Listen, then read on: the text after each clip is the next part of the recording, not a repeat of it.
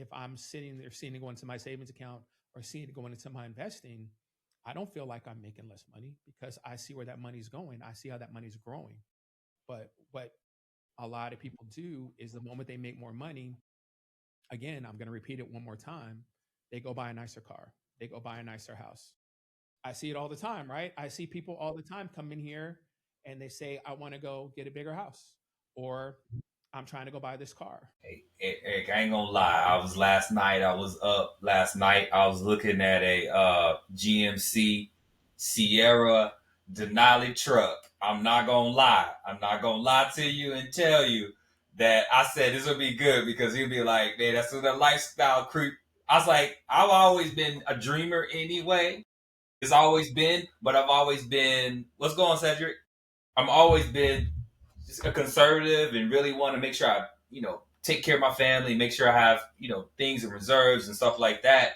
And choosing to get a Honda versus a truck make more sense with gas, the repairs, all that. So it's like, oh, I made a financial decision, but that truck keep calling my name, right? So, so it's like you feel it, you know it. I mean, all of us probably have these thoughts like, oh, you can afford it. Yeah. And when you get the funds to afford it, what do you do? Because I can afford it, but do I want to do that? And so do I want to do that? And I'm like, I don't think I want that stress. If I had to do that, I don't want to be in that situation unless I have to get a vehicle. But that's not the vehicle I need to really get. Um, and then to your point, when you said like well, do you feel broke? I'm like, well, do you feel broke or just unclear about this income that's coming in? Because even though you're making more money, making more revenue and whatnot, are those things reducing your stress? Is it now easier for you in your lifestyle, or do you still just feel broke or just unclear about where your money's going? So that's just my little And thought. and a lot of that, believe it or not, comes from goals. So it's January. We talked a little bit about the vision board and stuff like that. Um, wants versus needs, yes, sir. Um, a lot of people make resolutions in January, right? Yes. So if a resolution, so let's say I want to pay my credit cards down for the year. If that's my resolution, and then I sit back and I do the SMART goals or whatever on how to, and everybody knows what SMART goals means. And so if you're going through that on how to reach these goals, if every month I say at the end of the month, I want to pay off this credit card, or at the end of the quarter, I want to pay off this credit card, or if I want to build an emergency fund and at the end of the quarter, I need to have this much in the emergency fund and stuff like that, wouldn't that take a little bit of stress off of you? Because if you're looking at your goals on a monthly or quarterly basis and you know you're hitting your goals, right? I would feel a whole lot better.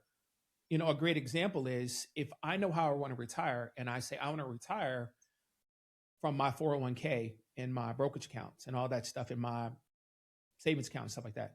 If I'm putting money into those accounts every month, am I really stressed about retirement if I know what my goal is and I'm consistently doing that goal? I'm probably not as stressed as somebody who's sitting around saying I have no clue how I'm going to retire, right? Yeah, that's definitely It's definitely a whole different. different mindset, Yeah. correct? And even though I might not be reaching the goal today, if I know how to reach that goal, it's not as stressful. But again, if every month, if every paycheck I get paid on Thursday and on Monday, I better hope I have enough gas money in the car, gas in the car to get to Thursday, and I have to brown bag it because I'm stressing living paycheck to paycheck. That's a problem, right? Because I'm not doing what I need to be doing with my money. But if I have a goal and I'm saving money and I'm investing, I'm doing those type of things. And like Jeff said, if I'm thinking about what my actual needs are and what my goals are, as opposed to having the mindset of, well, I have the cash to do that. Or worse, I have money on the credit card to do it. So I'm not even paying cash for it. So not only am I buying something, I'm creating a bigger bill, right? Because now I have a credit card that's got interest and all this stuff. And so now I'm creating this huge bill. It's like I said, I'm not trying to say I'm frustrated because everybody's grown. Go do your thing. But when I see people on here bragging about this person, I'm going to use the word scammed.